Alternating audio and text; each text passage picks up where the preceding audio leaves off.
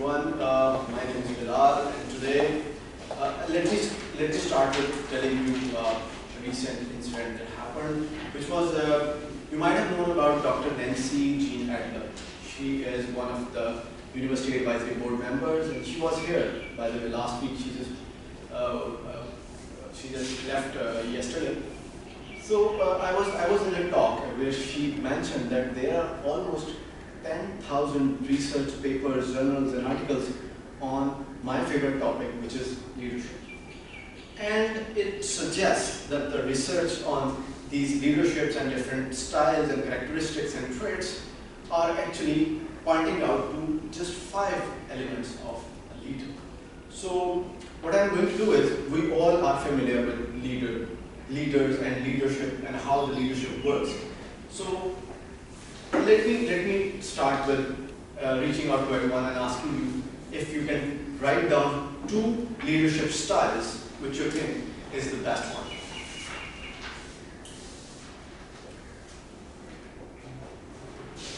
Just 30 seconds for that.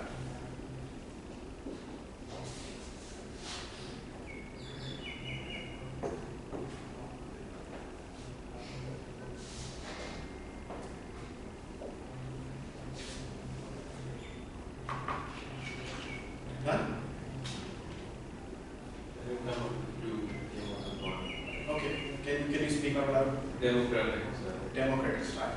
What about you, Anusha?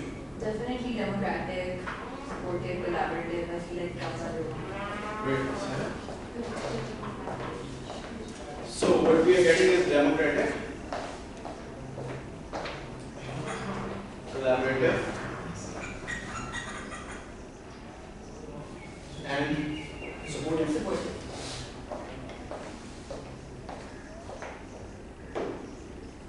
So let's take these 3 examples of the leaders, and for the learning outcome of this activity, I'm going to tell you that collectively we'll be able to identify the most important skills a leader should possess by the end of this lecture.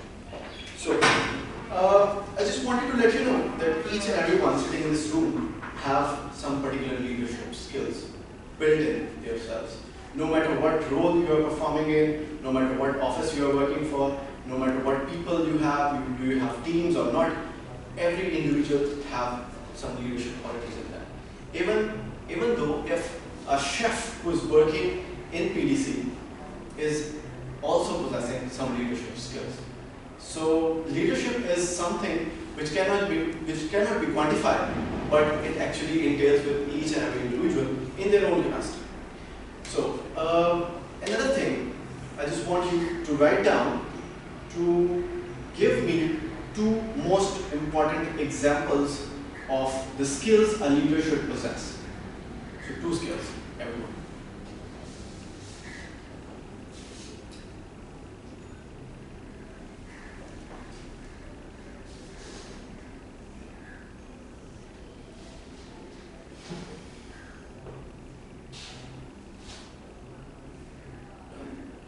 charisma and communication.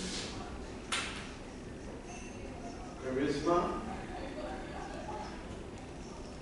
and communication.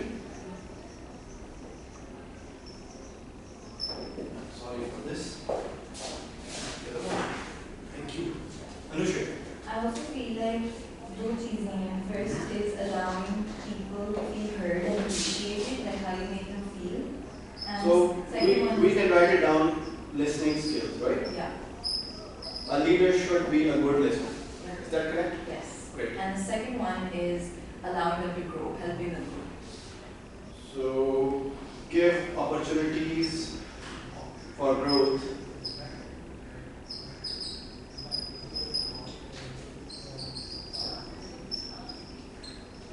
Right.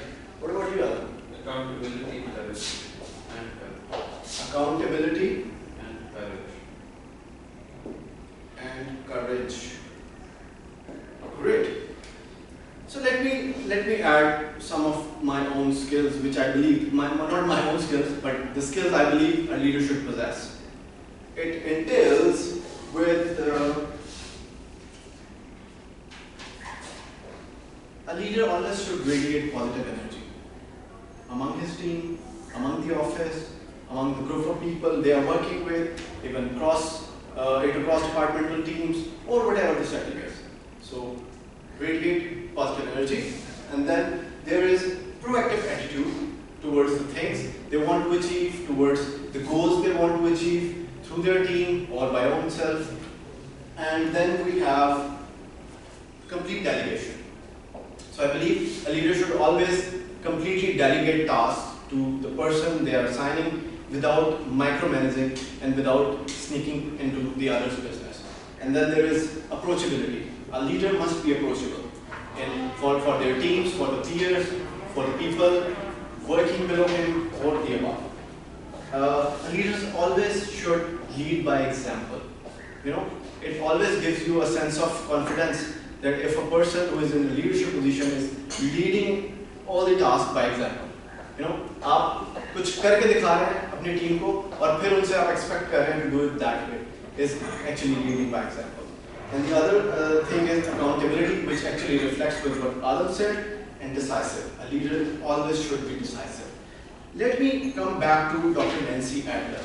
What she said in her talk about the 10,000 articles, journals, and research papers suggests about these leaders and their skills. It starts with a leader is a risk taker and has seen failure.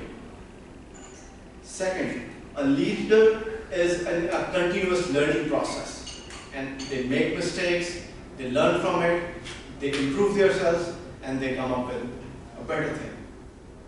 The fourth one is clear purpose. A leader have clear purpose in their mind, with their teams, individually, they know what to achieve, what is the destination, where they want to have, what the result they want to get out of any processes. And last but not the least is emotional intelligence and reflection. By reflection, I would like to emphasize on this part of reflection. And I really want you, this is going to be a homework for all of you, to reflect for at least 15 minutes a day, whenever you get that time. It could be while driving to office or maybe back to home or anywhere else you want to give a dedicated time to this reflection. But I really want you guys to reflect on a daily basis for just 15 minutes and start analyzing what your day was like. What went good, what went wrong, with whom you have interacted, what sort of interactions do you have, was that positive interactions, what was that negative interactions, what sort of energy you were radiating, was that positive, was that negative, what sort of energy you are receiving from your peers, what sort of vibes you are getting from them, you know, a lot of things on the daily basis in our professional setting. So this is going to be your homework, and take out your 15 minutes on daily basis and try to reflect on your daily routines and your lives, not only for the professional setup but also for the personal setup. And the other thing I was telling about is a leader should be charismatic, he has communication skills, he should be a good listener, he or she should give opportunities for growth, must be accountable, and must be courageous. So this is the collective activity we have done by identifying 6 of these leadership skills that leaders should possess, other than those I have shared with you from the 10,000 research papers and journals. Thank you very much.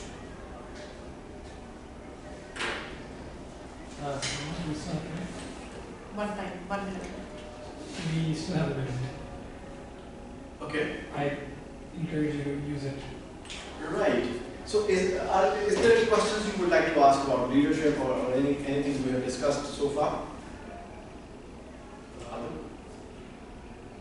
Yeah, can you tell me, yeah,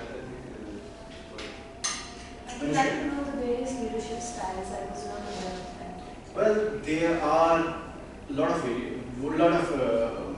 leadership styles, including democratic, autocratic, bureaucratic, charismatic, laissez-faire, which is actually delegative. So it totally depends on the person. A person might be an autocratic leader in a certain setting, but he might be a democratic leader in another different setting. So it totally depends. Again, what comes in play is emotional intelligence. Thank you.